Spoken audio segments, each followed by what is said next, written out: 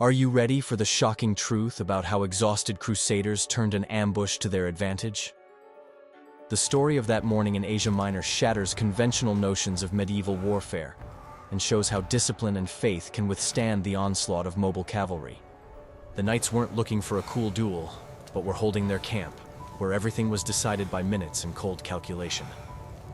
Their enemy put speed, firepower, and steppe warfare experience into the maneuver, but underestimated the ability of foot and horse formations to hold their ground under pressure. On the dusty bank of a shallow river, the road to Antioch and Jerusalem was decided, and with it, the fate of the Sultanate of Rum itself.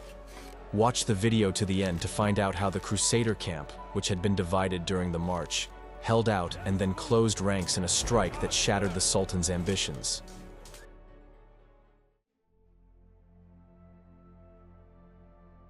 What you are about to see turns the usual picture of the campaign upside down.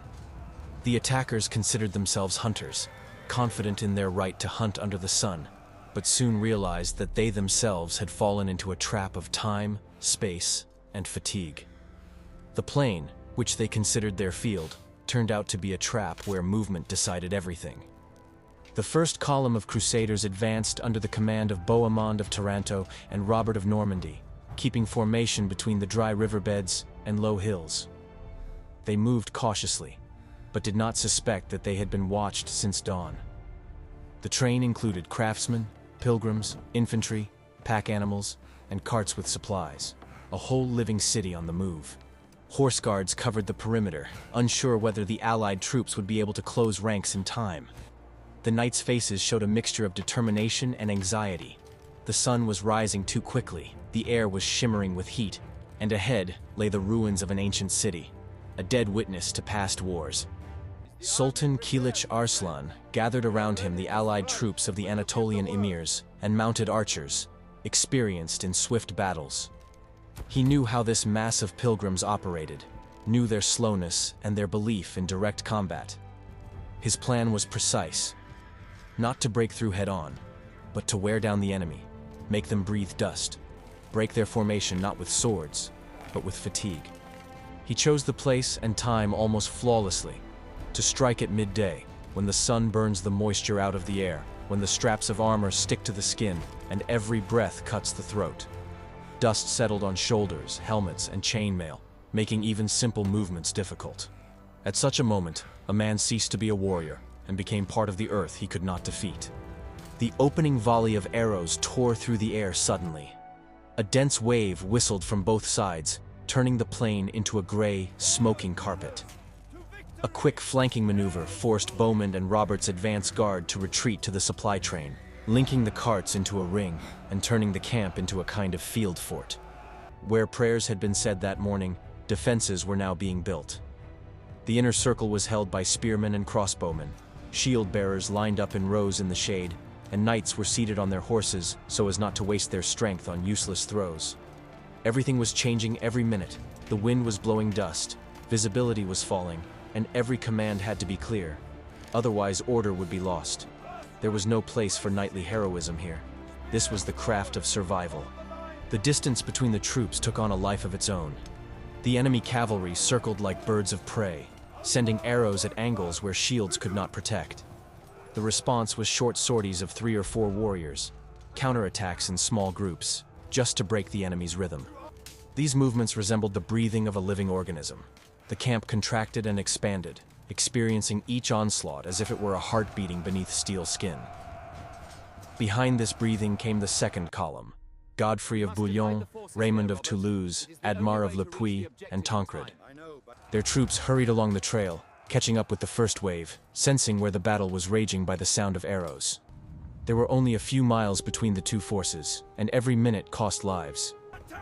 The enemy cavalry again tried to disrupt the formation, firing arrows to cause panic, but they were met with a solid wall of shields and the patience of men who had learned to fight not for glory, but for tomorrow. The spearmen held their line, the crossbowmen changed positions on signal, and the knights, dismounted, helped the common soldiers, a rare sight in Europe at that time.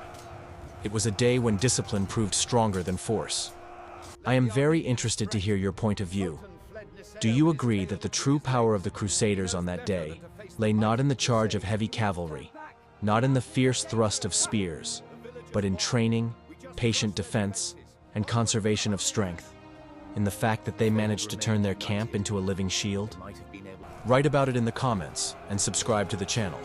Ahead is an analysis of how exactly the second column changed the outcome of the battle, and why defense turned out to be the first real lesson of war in the East.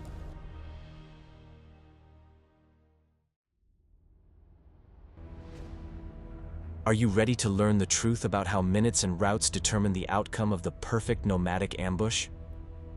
The Sultan sought to stretch the enemy's formation, force the front corps to retreat from flank cover, and turn the camp into an easy target.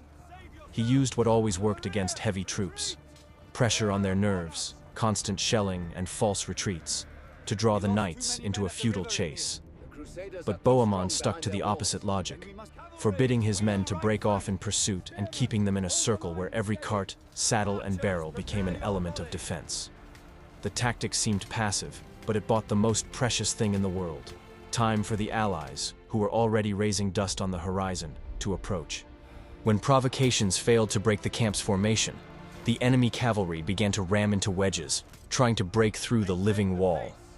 Each attempt was met with spears, axes, and short bursts of knights into the gaps between the carts. Water was running out, the heat was pressing down, and everything depended on the endurance of the ordinary infantrymen covering the knights' banners.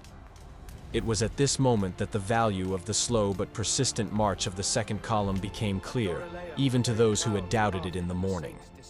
How often in history do you think victory in an ambush is brought about not by the sharpness of a maneuver, but by control over time? And are you ready to move on to the next chapter, where we will discuss how to create an invisible shield for a stationary camp?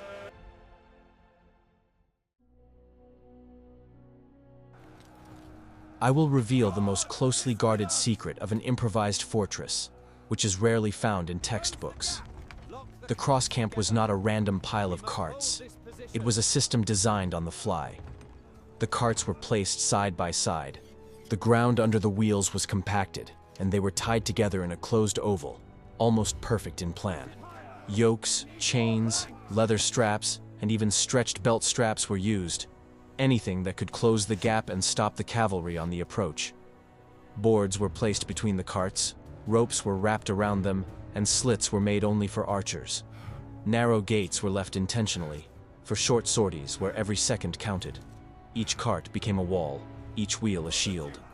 Thus, from a convoy intended for travel, a fort was born, standing across the path of destiny. The shield-bearers formed the inner line of defense. They knew their place and their pace, half the length of a spear from their neighbor, so as not to break the rhythm. The crossbowmen worked from the gaps between the carts, firing at targets that came closer than the steppe-dwellers would have liked.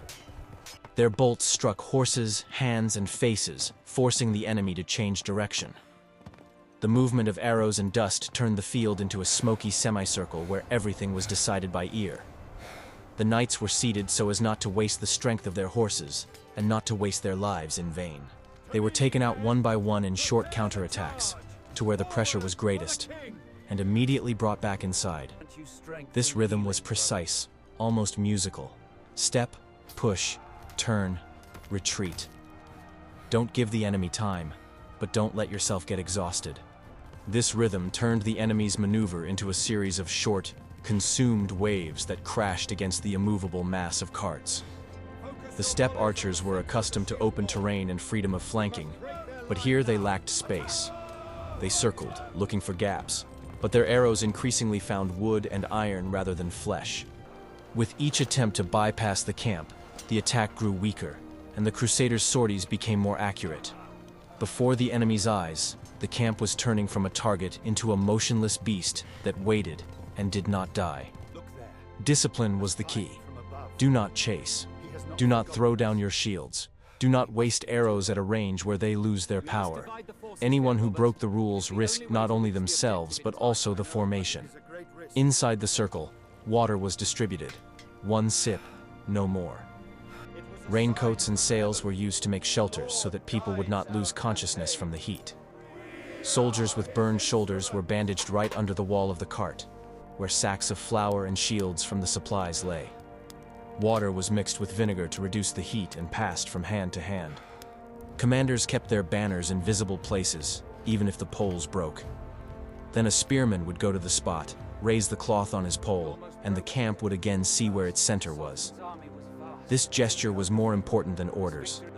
As long as the banner stood, the battle continued. In between attacks, the camp was reorganized. Heavy carts were pulled up, stakes were rearranged, and new windows were opened for sorties to deceive the enemy. Sometimes the direction of the carts was changed to close gaps, like a chess player blocking a diagonal. Everything happened quickly and without words. Routine saved lives. Inside, there was the sound of breathing and the creaking of wood. People were silent, conserving their strength, listening to the rustle of arrows and the pounding of hooves outside the wall. No one knew how long the day would last.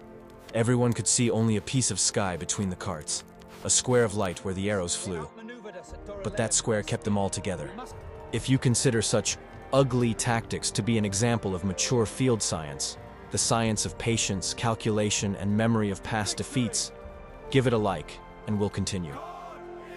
In the next part, I will show how one mistake with water almost cost them their entire advantage, and why discipline in the heat proved to be more difficult than the battle itself.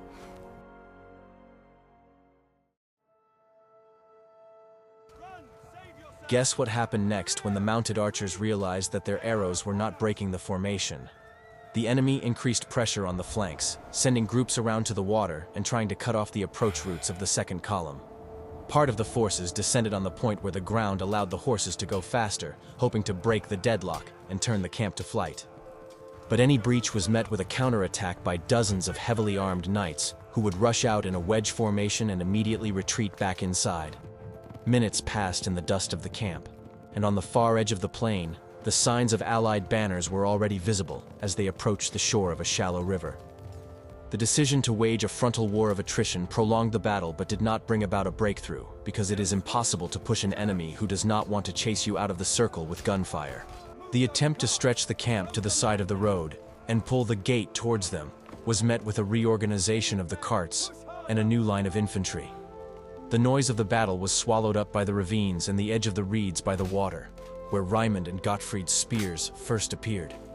From that moment on, the defense gained depth, and the ambush plan gained an enemy in the rear. In the next chapter, you will learn how columns that have not seen each other since morning communicate with each other, but arrive exactly where they are expected.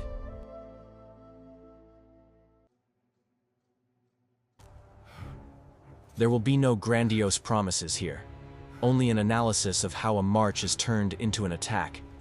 This transition from movement to battle has always been the most dangerous part of a campaign, where fatigue and discipline decide the outcome faster than a sword. The second column had been following since morning, following the roads that had already been trampled by the hooves and wheels of the first. Dust stood like a wall, the sun shone from the side, not from above, and it seemed that time stretched out between steps. They did not know the exact hour of the clash ahead. They only heard a dull rumble and rare echoes of horns, like a distant echo of disaster. The commanders kept the formation tight, not allowing the troops to scatter along the side roads, where it was easy to lose direction and communication.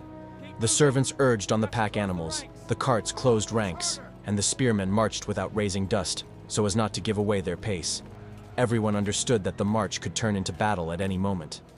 Scouts brought increasingly alarming news. Hoofprints, burnt quivers, cart tracks, and extinguished campfires. The smell of smoke mixed with dust hung in the air, and commanders pulled the front hundreds closer to the center so as not to stretch the line. The horses snorted, sensing a change in the wind. There was a battle ahead. When the column reached the river, everything became clear. A curtain of dust swirled ahead, and banners fluttered above it. The camp was holding. Their task became simple and terrifying at the same time, to strike not at the fortified circle where their own stood, but at those who circled around, like a pack confident of their prey. Deploying their wedges, the second column crossed the ford. The water boiled under their hooves from the pressure, the streams muddied, whipping up silt, and the sounds of armor mingled with the roar of the command. Bohemond of Taranto's advanced wedge already saw movement on the other bank. Heavy cavalry descending to the water, and cries of joy broke through even the roar of battle. The blow came just as the enemy thought they had the upper hand. From the flank, which had been empty before, a living wall of spears suddenly rose, glistening in the sun, and the steppe warriors' usual circle of attack was broken. The engagement was in 2 stages, but required perfect training. First, the light cavalry groups, the Franks and Normans, broke through the curtain of archers, clearing the way for the main attack. Their shields clanged under a hail of arrows, but they did not falter. Then the heavy spearmen closed ranks in a wide line, lining up side by side, closing the gaps. This front did not shine. It hummed like a blacksmith's bellows. Every spear found support. Every knee held the ground. The camp came to life in response. The signs of the Allied banners were already visible from there, and according to the agreed signals, the gates were being prepared for a sortie. The infantry centuries of provincials and Normans moved to the edge of the circle to deploy in an offensive order. The sergeant's shouts drowned out the noise of battle. "Keep your ranks, don't break formation." And at that moment, the entire defense turned into an attack. Water, dust, heat, and noise merged into a single rhythm. Sultan Kilij Arslan stood on a hill and saw his line of archers breaking, not from defeat, but from confusion. He had to decide whether to continue the assault on the circular defense, where his men were already losing strength, or to turn to new opponents, fresh, cold, with horses and a supply of arrows. The answer turned out to be not a decision, but a mistake, an attempt to do both things at once. One part of the cavalry remained at the camp, the other rushed to the river, and the field split in 2. The connection between the wings disappeared. Signals were lost in the dust, and the blows ceased to fall in unison. It was at this very moment that the turning point was born, which would later be called the late hour of the ambush. Not because someone had set a trap, but because the patience of the first column and the determination of the second converged at a single point, and chaos gave way to order. If you want to know what this turning point looked like through the eyes of those who found themselves inside the circle, when the camp first opened its gates and went out to meet its own, be sure to watch the next part. There, we will examine how order was born out of chaos, and why this particular day became the moment when the crusade first felt like an army rather than a mob.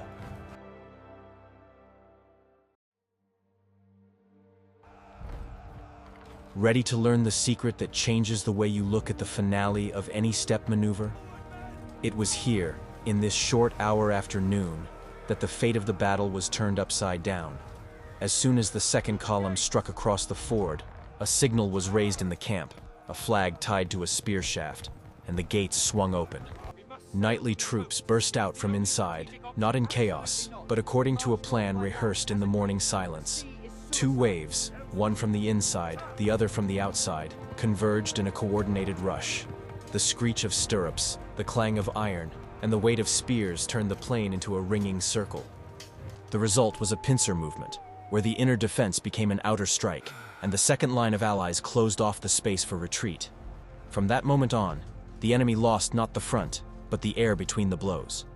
In the narrow space between the river, the edge of the bushes, and the rows of carts, the main advantage of the steppe dwellers, speed, disappeared.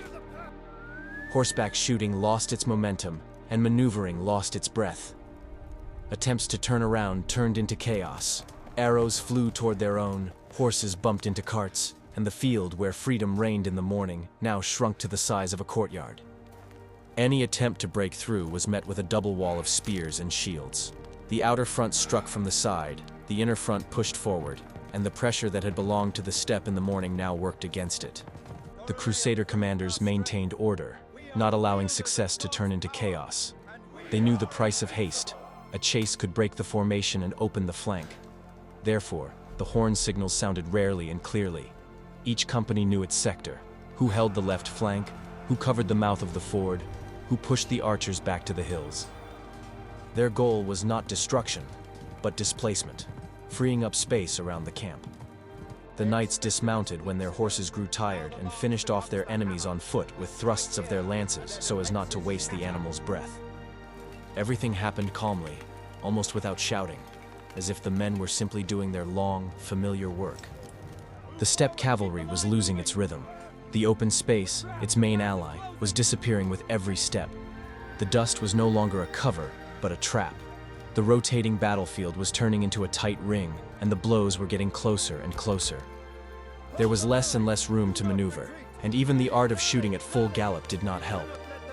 Enemy groups began to disperse, retreating to the southeast, where there were still lowlands for retreat. There they gathered the wounded, rescued the banners and the remains of the horses. For the Crusaders, it was no longer a pursuit. It was a liberation of the field. When the dust settled, the camp closed its gates. The wagons began to be rearranged for the further march, now in order, not in alarm. The infantry took care of the field.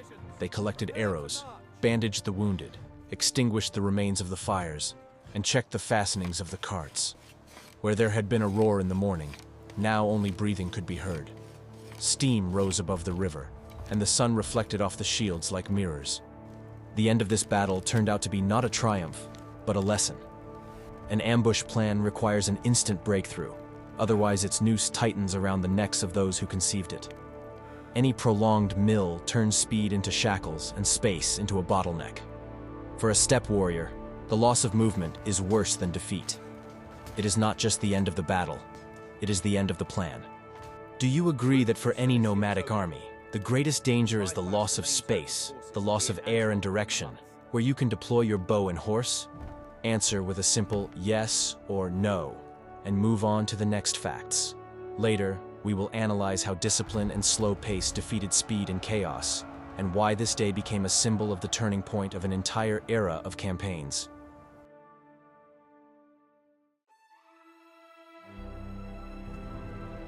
This chapter has no hook, no grand introduction. It is about people and their choices, when the noise of battle mixes with the heat of breath, and every second decides who you will remain after. Bohemond maintained his ban on senseless sorties, even though the knights raised on battle knew almost no restraint. Each of them grew up in a culture where honor was measured by the distance traveled alone to the enemy. But on that day, honor meant not rushing forward, but the ability to stand and wait for the signal. Bohemond, sitting on his horse at the entrance to the camp, kept his hand on the hilt of his sword, but did not draw it. His order was cold and precise. No knight was to leave without a sign. And this silence, this refusal to show his usual valor, became the decisive moment. Robert of Normandy and Robert of Flanders held the lines like blacksmiths hold heated metal, not letting it spread until it took the desired shape. Their men were tired, their armor was covered in soot, but they continued to work in groups of 20 or 30, closing the gaps where the shields had fallen. The infantry, led by standard-bearers, moved slowly, resisting chaos, and each step was accompanied by the commander's gaze. These small rotations saved the formation. They prevented fatigue from turning into panic. Coordination was more valuable here than bravery. Raymond of Toulouse and Godfrey of Bouillon did not arrive in perfect order. Their journey had been difficult, and their columns had stretched out. But they arrived on time, and that was enough. They did not rush into a scattered attack, but immediately shifted to a restrained pincer movement. Their determination reflected training gained not in nightly tournaments, but in long marches. Their men knew that victory comes not from a single blow, but from an hour of endurance. Thus, the battlefield became a place where the march turned into a coordinated capture, rather than a nightly raid. Admar Lepuy, bishop and field chaplain, acted not with a sword, but with his voice. He moved between the ranks, showing not only the banner with the cross, but also calmness. When panic broke out in the crowd, armor fell, spears broke. He raised his hand, and the people saw that the center was alive. His figure stood like an axis around which the field revolved. This man held not the front line, but the belief that everything was still under control. In a difficult moment, discipline was born of trust, not fear. Sultan Kilij Arslan bet on habit. He expected that the Western Knights would not be able to resist the temptation to charge. He knew how they fought: a short rush, then disorder, then flight. And in the first few minutes, everything went exactly as he had planned. But on that day, something changed. The enemy learned right on the battlefield. They began to act not as individual knights, but as one body, one breath, one pulse. When the first wave passed, the Sultan realized that he was facing not a crowd, but an army. He assembled a strong alliance of Anatolian troops, hoping to repeat his recent successes. quickly, swiftly, as usual. All he needed to do was sow confusion, make the Western warriors believe that they were surrounded. But instead of panic, he saw steadfastness. Instead of flight, cold discipline. The ambush, designed for a short battle, dragged on, and its own speed turned against it. That was the peculiarity of the day. It was not the brilliance of weapons or cries of victory, but human endurance that became the decisive factor. Character broke the mold, discipline broke tactics, and inner silence broke the noise of the steppe battle. This day showed that even techniques proven in dozens of wars lose their power if the enemy stops playing by someone else's rules. Here, the score was not only counted in spears and arrows, but also in seconds, when a person chooses not to run, not to shout, not to rush forward, but simply to stand.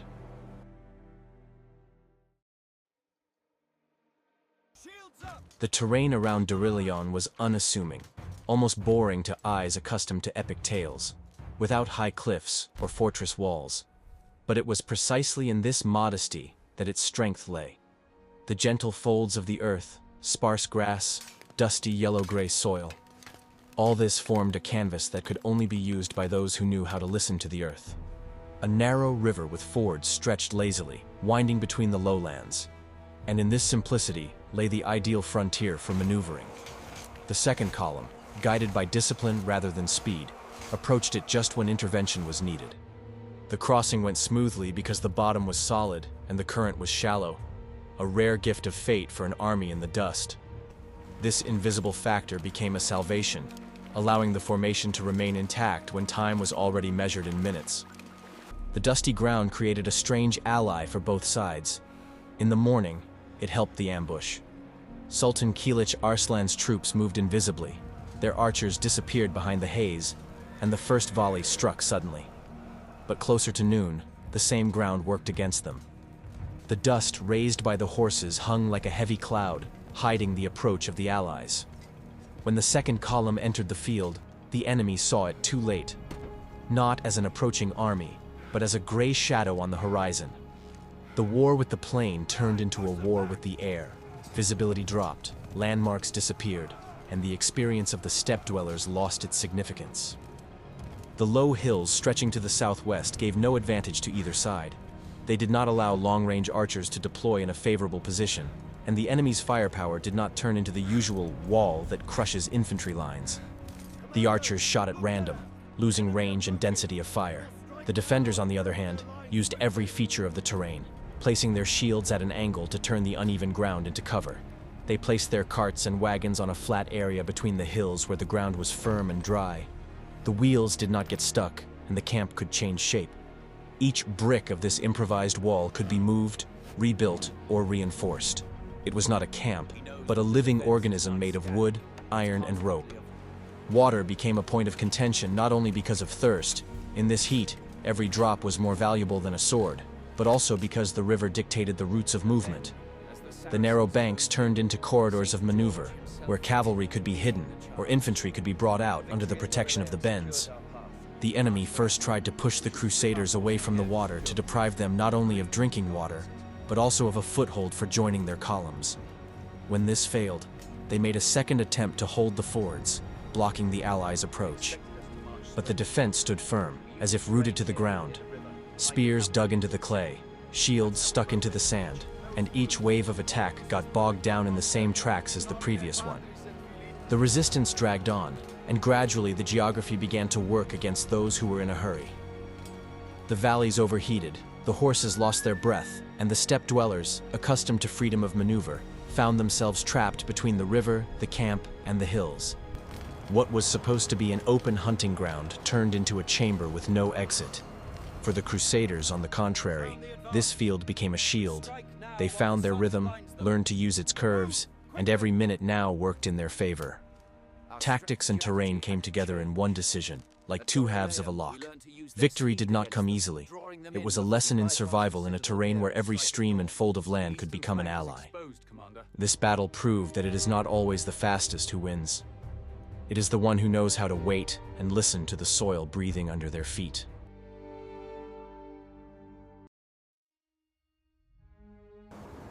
The victory at Dorylaeum opened the way eastward for the Crusader army, where beyond the Anatolian plains lay other lands, Cilicia, Antioch, and further on, the coast of Syria and the dream of the Holy City. This was not just an advance, it was a transition from survival to offensive, from defense to campaign. The blow reverberated far beyond the battlefield. Sultan Kilij Arslan, having lost confidence in his invincibility, was forced to redeploy his forces, withdraw garrisons, change routes, and leave fortresses without support. His allies began to waver. Some of the emirates took a wait-and-see approach, while others sought negotiations. The resistance itself did not disappear. It simply went deeper, into the terrain and cunning. But the former confidence that the Franks can be worn down by numbers and heat vanished. A blow was dealt to prestige and control in the center of Asia Minor that could not be measured by maps or the number of casualties. The campaign, however, did not become any easier. After Dorylaeum, a difficult march began, during which the old problems of the coalition came to the surface. The knightly troops from different lands had different customs and different ideas about command. And now that the danger had receded, disputes arose again. About primacy, about routes, about supplies. Some demanded to go straight to the coast, others to stick to the northern roads so as not to lose contact with Byzantium. In these discussions, voices of distrust were heard for the first time, which a year later would turn into open accusations. Under the dusty sun of Asia Minor, the lines of future rifts were being drawn. Between the Normans and the Southerners, between military and spiritual leaders, between ambition and faith. The oaths made to Constantinople before the campaign became a shadow that followed the army. Emperor Alexius Comnenus expected the Crusader forces to return all the captured lands to Byzantine rule. But for the Western Knights, each step forward increasingly seemed to be their own achievement, bought with blood. This gap in perception was not immediately apparent, but it could be felt in the looks, in the dry negotiations, in the weary reports. Imperial escorts led the columns along mountain roads. Supplies came from Byzantine warehouses, but behind every cart that passed, tension could be felt. Western commanders increasingly viewed Byzantium not as an ally, but as an observer ready to reap the fruits of their labor. When the dust had not yet settled at Dorylaeum, field councils were already discussing which of the leaders had the right to be called commander-in-chief. Bohemond, Godfrey, Raymond, and Robert. Each of them saw victory as a step toward their own legend, not toward shared glory. Byzantium, for its part, expected accountability and discipline, not understanding that for people who had come from feudal Europe, the very idea of submitting to a single emperor sounded like a deprivation of honor. As they moved southeast, the roads became more difficult, the heat more intense, and trust weaker. At first, minor misunderstandings were attributed to fatigue, but gradually they turned into mutual recriminations. When the troops approached Antioch a few months later, this accumulated resentment exploded into accusations. The emperor had not come, had not helped, had not kept his promises. And then, at Dorylaeum, it seemed like a trifle. Empty words against the backdrop of victory. Dorylaeum turned out to be not just a military milestone, but a moment when victory divided the allies. It was here that the idea arose that success does not necessarily belong to everyone equally. The victory on the plain showed that the West could stand on its own, without Byzantine support. And this idea proved to be far more dangerous than any defeat. Amidst the noise of encouragement and the crack of bowstrings, the distant rumblings of a future conflict could already be heard. A conflict that would later destroy the bridge between Constantinople and the Latin world. Thus, the day of glory became the day of the first mistrust. Thus, a military victory gave rise to a political divide that determined the fate of the entire First Crusade. And so, looking back, we can say that the road to the east opened up right here. But along with it, a rift opened up that would one day reach the sea itself.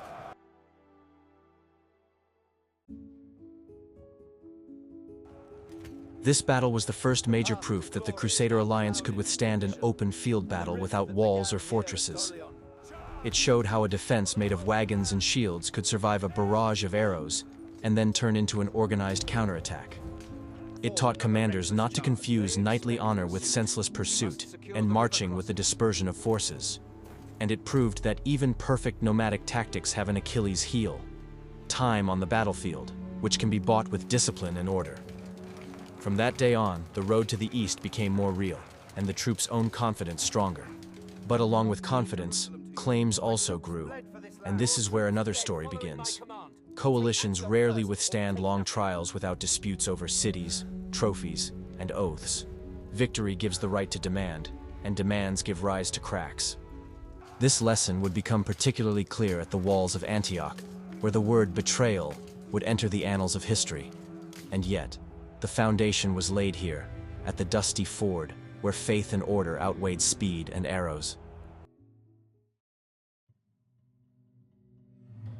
What do you think of this topic and this look at the first major battle of the campaign, where the camp became a fortress and the march became a hammer that closed the pincers? Write if you agree that the main weapon of that day was not the spear, but patience and time management, and suggest topics for future videos about decisive battles of the past. The Crusades may be over Also, before they truly subscribe begin. to the channel so you don't miss our new analyses.